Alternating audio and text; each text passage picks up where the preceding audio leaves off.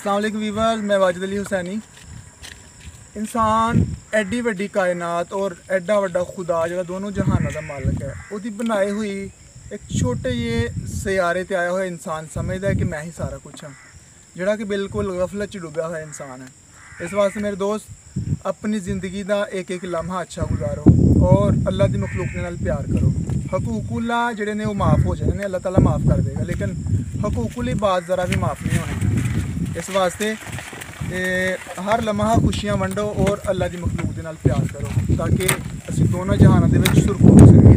देखो इंसान समझदा कि मैं पता नहीं किन्ना क जी लवांगा, मैक्सीमम किन्ना क जी लेगा मुँह चला देखो 50 साल 70 साल या 100 साल या मैक्सीमम 200 साल जी लेगा, जोड़ा कि मेरी नज़र के एक लम्हा है, पता नहीं थोड़ी नज़र च की है।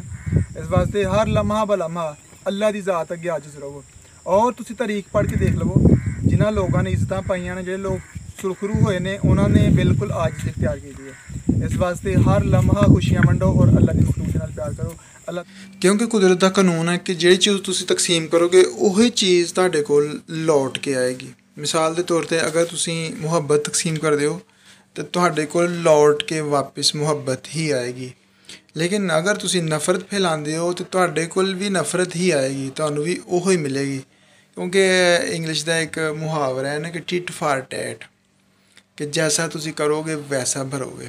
इस वास्ते अल्लाह ताला दी मखलूक दे नाल प्यार करो, हर लम्हा अच्छा गुजारो, खुशियां नाल गुजारो, कदे भी किसी दी दिल आज़ारी ना करो, क्योंकि किसी दी दिल आज़ारी करना जोड़ा ना वो बड़ा वड्डा कबीरा गुनाह है।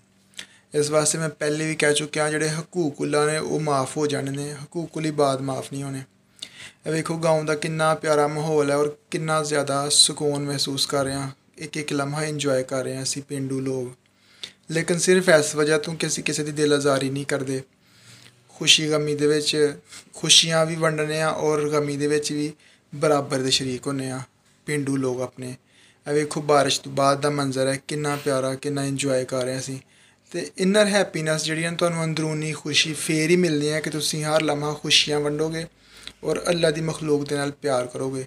फिर कोई नहीं कि तुसी किस तरह दे हो, किवें दे तुहाडे हालात ने, अल्लाह ताला खुशियाँ देगा। जिहड़ी चीज़ तुसी तकसीम करनी है तुहाडे कोल ओही लौट के आनी है, फिर वो प्यार है, मुहब्बत है, खुशी है या फिर वो नफ़रत है।